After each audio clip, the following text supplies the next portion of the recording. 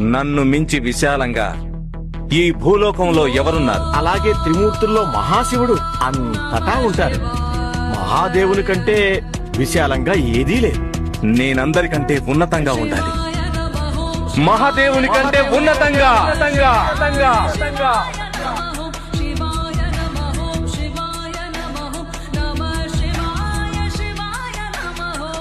నాకంటే పైన కనిపిస్తున్నదేమిటి?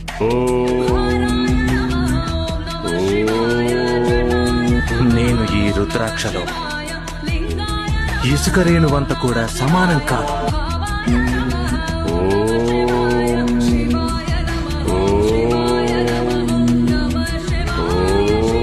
కానీ ఇదెలా సంభవం పిప్పలాద మహర్షి?